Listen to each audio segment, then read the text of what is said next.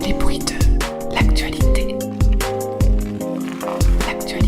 Une micro-série proposée par les écrivaines et les écrivains associés du Théâtre Atlantique et les ateliers d'Eva Luna.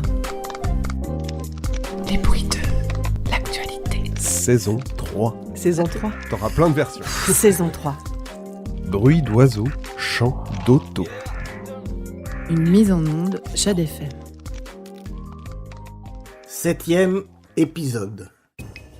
Attention, quand vous entendez le mot simplification, ça ne sent pas bon. Souvent, il s'agit de tailler dans la masse. Par exemple, simplifier les procédures de l'emploi se traduit généralement par un élagage des droits sociaux. Simplifier les contraintes imposées à l'industrie laisse présager une moindre protection du vivant. Car finalement, tout dépend qui veut simplificater. Pourquoi et pour qui. Cherchez le simplificateur et vous saurez quel genre de simplification vous attend. Il arrive aussi que le terme simplification soit juste une sorte d'annonce visant à voiler les problèmes que vous allez rencontrer et à vous faire comprendre que si vous ne comprenez pas, ce sera de votre faute. Moi, c'est pareil. Quand je vois ouverture facile sur un bocal, je me méfie. Si c'était si simple, on n'aurait même pas le temps de lire ce qu'il y a écrit sur ce truc. S'il n'y avait pas de loup, il n'aurait même pas besoin d'en causer. Comme bonjour. Auteur Bernard Bretonnière.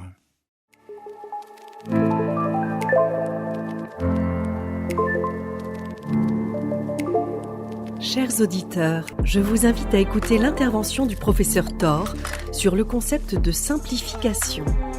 Comme à mon habitude, dans cette émission gentiment impertinente, je me réserve la liberté de réagir à ces propos. Bien entendu, Madame Drette.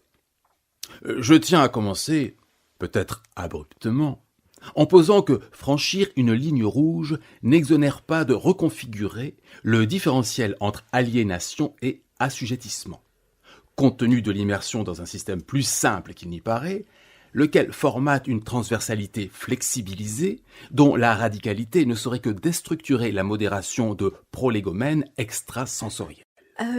Accepteriez-vous de simplifier encore un peu, s'il vous plaît, monsieur Thor ?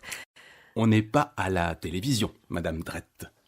Franchir une ligne rouge, donc, essentialise la transmission des savoirs complexes pour invisibiliser une simplification moins ontologique qu'heuristique. Au regard du biais cognitif qui ressortit à une praxis immersive émergente, cela bien que toute acculturation soit en capacité et en situation de générer une axiologie d'intersectionnalité sans sectorisation genrée, mais je sens que je me répète. C'était encore plus long et plus tordu, monsieur Thor, non ? Ceci, alors, peut-être pas plus court, mais plus direct.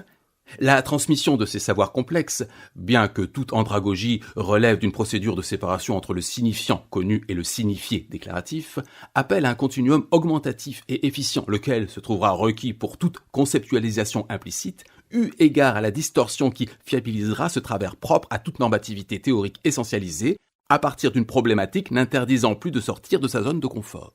Est-il vraiment confortable de... Sortir de sa zone de confort permet de convertir les éléments de langage sociétaux les moins simples en termes de préacquis basiques, lesquels décrémentent la boucle de fondamentaux plus incoatifs qu'agressifs. Ah, si vous le dites. Je ne le dis pas, je l'assène, mais il est sans doute des gens trop simples pour comprendre. En serais-je ?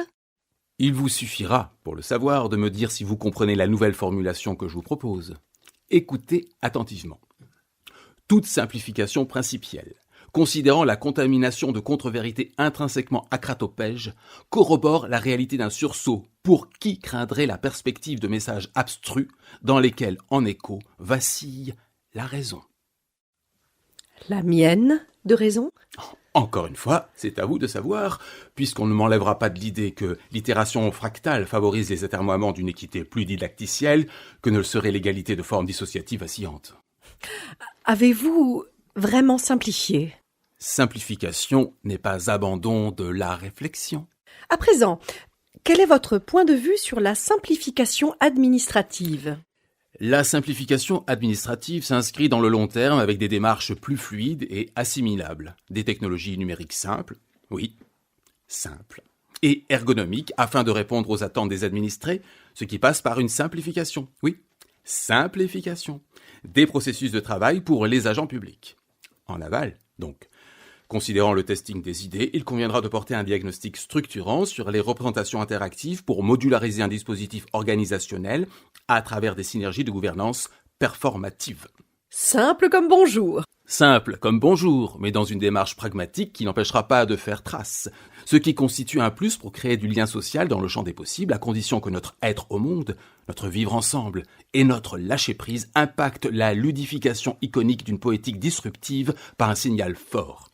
À savoir, poser des actes citoyens dans une conduite de revalorisation qui interagissent de façon incontournable et non clivante pour modéliser des marqueurs de cohésion axiomatisés.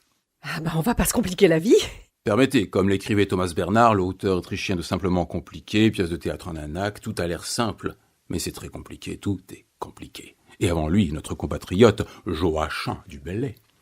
J'aime simplicité et n'apprends que malice. 4 siècles plus tard, cet autre poète français, Pierre Reverdy, ce n'est pas si simple que ça d'être simple. Reste qu'historiciser l'objectivation exogène par quelque dogmatisme que ce soit, conduit à s'appuyer sur des citations parfois épigonales. En tout état de cause, et je conclurai ainsi, la semaine dernière sur Facebook, Francesco Pito écrivait « C'est pourtant simple, tout est compliqué ». Eh bien, merci infiniment, monsieur le professeur Thor, pour ce lumineux exposé. Tout est compliqué. Ah ouais.